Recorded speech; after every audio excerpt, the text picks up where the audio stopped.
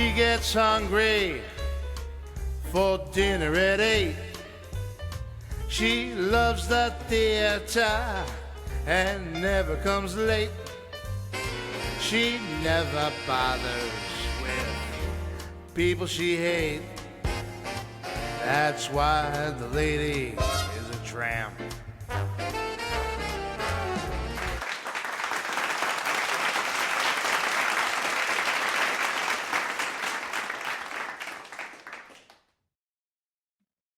Hello, everybody, and welcome into the Double T podcast. This is your old pal, Double T, wishing you a very happy day. Folks, I want to talk about what's going on with the Democratic Party today. The Democratic Party, as I have previously described, is a rudderless ship. Quite honestly, John Fetterman from Pennsylvania is the most amenable Democrat that I can see as far as senators go. He is he makes the most sense, which, if you remember back a couple of years ago when Fetterman got put into this thing, he had recently been recovered from a stroke, and it was a horror show. But John Fetterman has recovered quite nicely, and he's loyal to the Democratic Party. He's got some views that I don't agree with, but Fetterman's a common sense guy, and that's what I think politics should be about: is common sense, not ideology. Okay, if Democrats and Republicans used common sense, we would be able to work across the aisles much nicer than we do today. So as far as I'm concerned, Fetterman has quite said that he is in the business of getting wins for Pennsylvania and for the United States of America, and he really doesn't care who he pisses off. And that's the kind of politicians that we need. So when you talk about rising stars in the parties, I think John Fetterman is a rising star in the Democratic Party. Do not sell this guy short. He might get hurt. He might get hurt for some of his ideas. He's not changing parties by no means. But let me tell you, this guy knows what he's talking about. At the present time, the leadership of the Democratic Party is in a big state of flux. So where is the leadership of the Democratic Party? Well, right now, AOC, Sandy Cortez, as the bartender, Sandy the bartender, is currently out on tour with her grandfather, Bernie Sanders, and they are on the oligarchy tour. They are talking about not having the country taken over by oligarchs. Bernie Sanders has never had a job in his life other than serving in Congress or in the Senate. He's been a hippie all his life, and he's worth millions of dollars. How does that happen on $174,000 a year? You can't invest that well. I'm sorry. But anyway, AOC, Bernie's passing the progressive torch of the party to AOC, as we can see. Pocahontas and Adam Schiff and Maxine Waters are just doing their normal things. Pocahontas and Maxine are protesting everywhere they can find, any place, any federal building that Doge is in, or any. I don't know if they're doing Tesla dealerships or not. If they were smart, they would stay away from them because of the violence.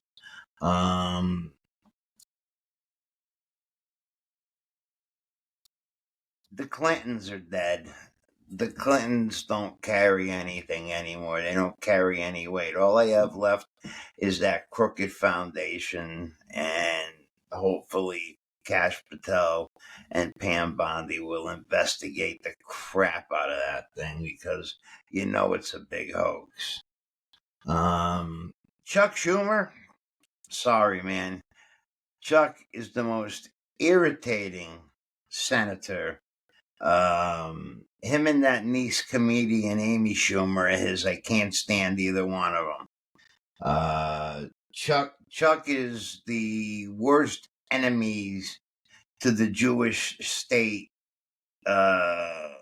Being a Jew himself, he's the worst. He's a pro-Palestinian. He's quite an idiot.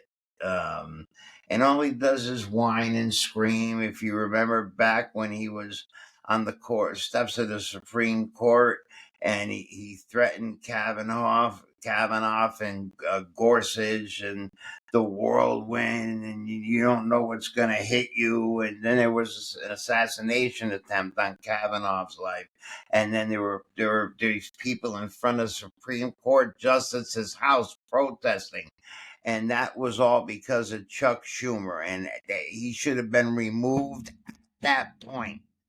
But the money right now is that AOC is going to challenge Bernie for his Senate seat and beat the crap out of him, because Bernie, after he conceded to Trump on the reconciliation, all the Democrats bailed off of Schumer, so he's on his way out. He's going to serve out his term, and he's going to retire.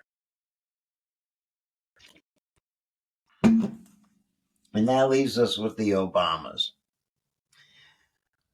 The Obamas are gone. All the old guard politicians, they don't carry anything anymore. The Bushes are politically dead. The Clintons are politically dead. The Obamas are politically dead.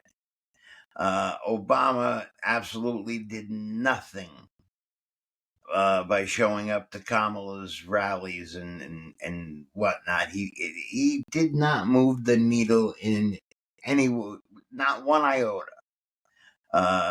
Obama just doesn't have the juice anymore, and he's got too much stuff and too much shit going on in his personal life. All the rumors of divorce, and then he's still got that thing about his chef dying on his property in the water, in the bay, in the backyard, under mysterious circumstances. I don't know how, with Secret Service and everything being watched, how that could have happened. But Obama, along with Joe Biden's cabinet, the Hollywood contingency with George Clooney, the entire White House staff, they are all responsible and should be held accountable for hiding Joe's cognitive issues away from the American public. Now, they let him out as little as possible. They only tried to let him out when they tried to dumb it down so he couldn't get embarrassed, but he still got embarrassed, not knowing what way to go on or off the stage, shaking people's hands that weren't there, falling down all the time. And let me tell you something, folks. Okay, my father died with Alzheimer's disease. Started out with dementia, then he went into Alzheimer's, and my sister and I were there for 2 years with that. And I will tell you, it's not pretty. And I think that Joe's wife, Dr. Jill, took her only patient, Joe, and pushed him. And because she liked the trappings and the perks of the office. And, I think at times, she conducted or read notes in cabinet meetings, and I think she thought she was the president, but she didn't want to give up that power. I think she pushed him to run for the second term. He wasn't supposed to run for a second term. But I think she convinced him to.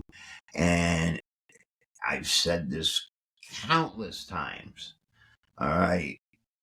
Everybody that hid it away from the public is liable.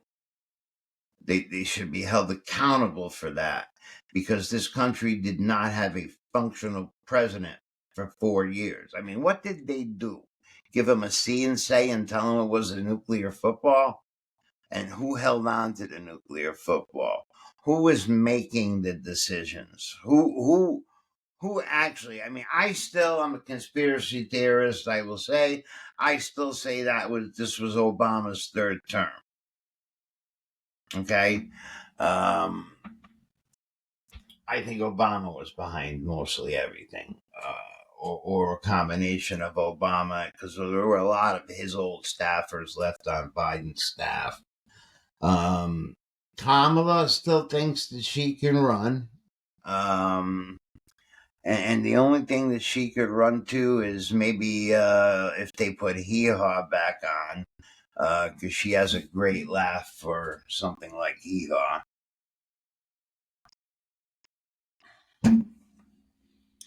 There's a lot of talk on the internet, and you could play a lot by slowing recordings down and maneuvering them, but there's a lot of conjecture that she drinks, and I don't know how true that is. None of the staffers have come out with that yet, but a lot of streaming hosts have come out with that they think that she has a Chardonnay problem, perhaps. Not sure. And let us not forget the awkward tampon Tim, who he honestly thinks that he can run for president of the United States. If we had an awkward United States, like, the awkward United States, or it's like in Seinfeld, the bizarro United States, that's where Tim Walz could be president of the bizarro United States. All right. Now, all right, so you're out and you're campaigning to be president, and you flail your arms all over the place. You kind of look like an underinflated Dilbert air doll at a car dealership on Memorial Day. And he tells a story. Now, when you're out there trying to win people over, okay, you want to show them a few things about yourself. You want to show them, one, you're in control. You want to show them, two, that you're a smart man that can make decisions, and that you can. Now, you also want to show them you're not awkward, you're not weird, and you're not an idiot. So Tim tells a story about he got into an argument with his 13-year-old son, and he told his son, "No, my final answer." And now this is Tim telling the crowd. You know what the son's answer was? He says, yeah, coming from the guy who got his ass kicked by Donald Trump. Boom!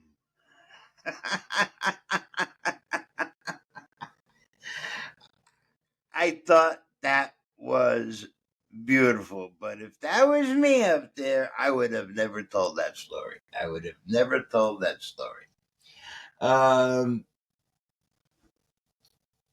Here's something interesting that I ran across.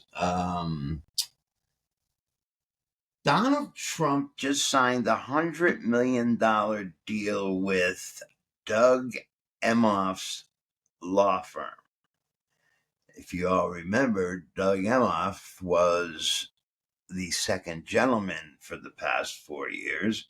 He is the husband and nanny banger of Kamala Harris and girlfriend smacker.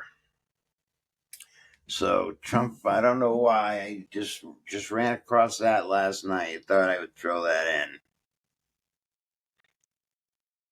in. And I have saved what I consider to be the best for last.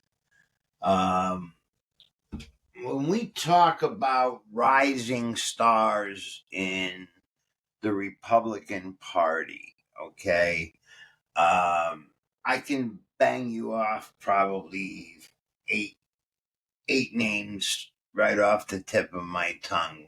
Talk about Vivek Ramaswamy, Byron Donald. You can talk about Youngkin in West Virginia. You can talk about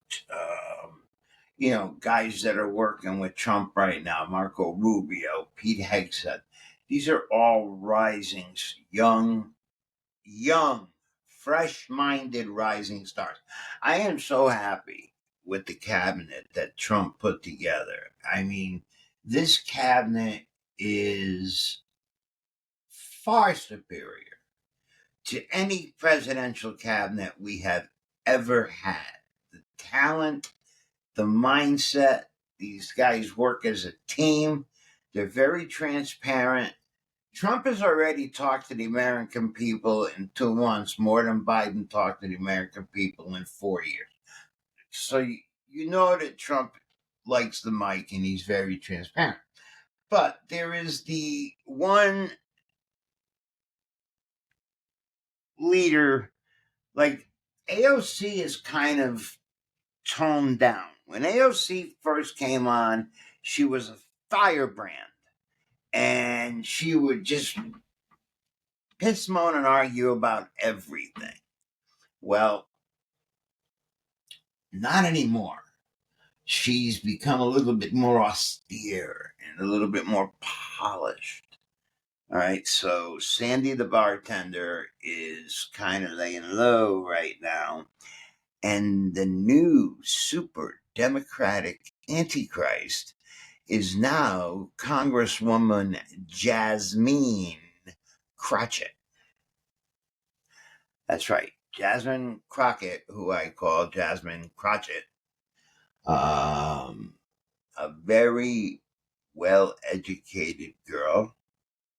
I have seen clips of her from when she first came on the scene. She talks wonderfully. She talks like very scholarly. And now she is the ghetto princess of whatever stream she can get on. She has, I do believe, been put before the ethics committee for an investigation. At the present time, I do believe she's lost her legislative powers. She's lost her media privileges for 6 months because of some incidents that have recently happened. Her speaking at events, calling Governor Greg Abbott from Texas Governor Hot Wheels. Now, Greg Abbott is paralyzed from the waist down and is in a wheelchair. Greg Abbott sustained that injury one night while he was out jogging and a tree fell on him. You do not call anybody that's handicapped Hot Wheels. You just don't do that. It's just not right. Her birthday was last Saturday, and all week she was saying that for her birthday she wanted Elon Musk taken out. Now, that's insightful rhetoric. You got crazy people out there. They're Molotov cocktailing Tesla dealerships. They're shooting them up. They're going out scratching these cars. You know, you shoot up a dealership, you're not hurting Elon Musk. All right, you go do damage to these cars, you're not hurting Elon Musk. Who you're hurting are the people that work in these dealerships and pay their bills with their paychecks from these dealerships. You're making the price of insurance go up, and that in turn comes back to you also if you have a car and you pay insurance. So rest assured, calling for someone to be taken out is not really a proper way to go.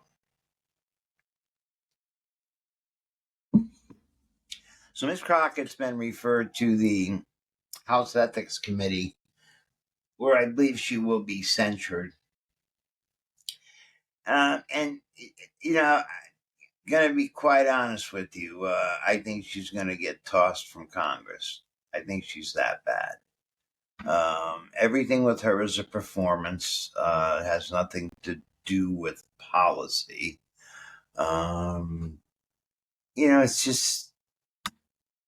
It's not what America wants. We're fortunate that we have streamers like myself. If you look at my YouTube account, I have some of my favorite YouTube streamers attached to my account just to give you subscribers other alternatives to the news from sources that I respect. I don't see good things happening for the Democrats in the midterms. Listen, the stock market is an emotional thing, and that will work itself out. If you really want a good understanding about tariffs and how they work, my suggestion is to go back to this past Saturday's, what date was this past Saturday? Okay.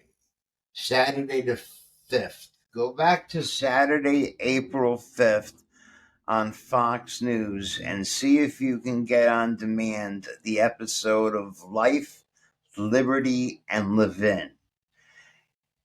Mark does a fantastic job of explaining everything about the evolution of this country before federal income tax, how it was all based on tariffs, how these tariffs are going to affect what things that are happening now because of what Trump's doing. And he explains to you in 5 simple points what Trump is trying to accomplish. And it's a high stakes game of poker that I think Trump can win. And obviously Trump thinks he can win. But he needs some support. And, put the hatred aside. Look towards the good of the country. Forget about who's the president. All right? President Trump is not coming after your Social Security. He is not coming after your Medicare. He is not coming after anything that belongs to you. He's trying to put money back in your pockets and money back in your economy. He said there was going to be a little pain in the beginning, but nothing we can't get through. Well, we're in the pain right now. All right? Just bear with it. You bared with it for 4 years under the other idiot. All right? Give this man a chance. There's amazing things happening right now, and nobody's talking about them. Everybody's pissed off at Trump and Elon Musk for doing all these cuts, but they already found $1 trillion. Nobody's talking about that. Nobody's saying, hey guys, thanks for saving us $1 trillion. They want to turn around and give the entire country a Doge credit of $5,000 if they're successful in what they plan on doing. Support the people. They're working for you.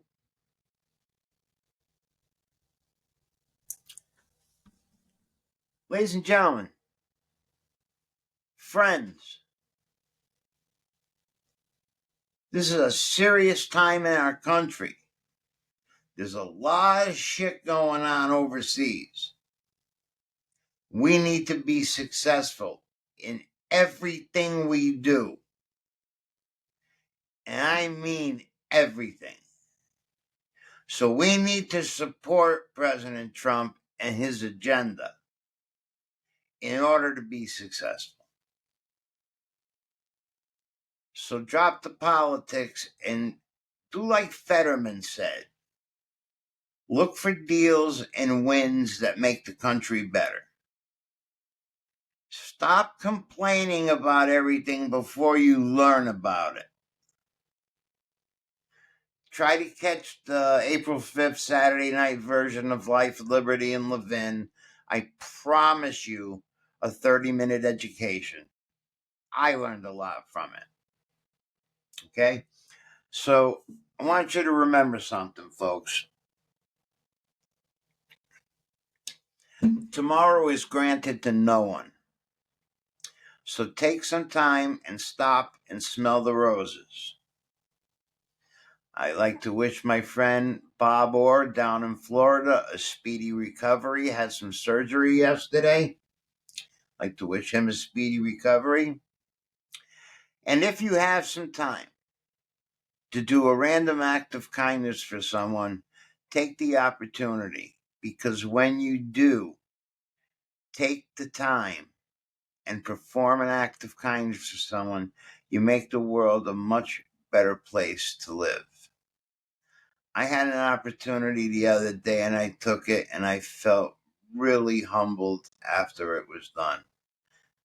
I was grateful I had the opportunity. Trust me, it's uplifting. So, ladies and gentlemen, this is your old pal Double T saying until the next time we meet, ciao, ciao.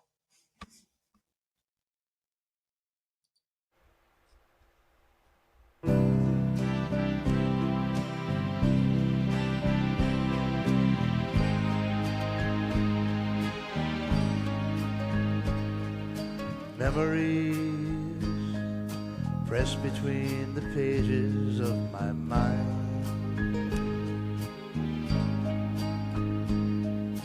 Memories sweeping through the ages just like wine. Quiet thoughts come floating down and settle softly to the ground like golden autumn leaves around my feet. I touch them and they burst apart with sweet memories.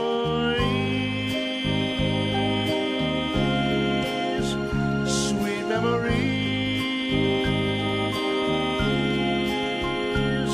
of holding hands and red bouquets and twilights trimmed in purple haze. That's nights and gentle days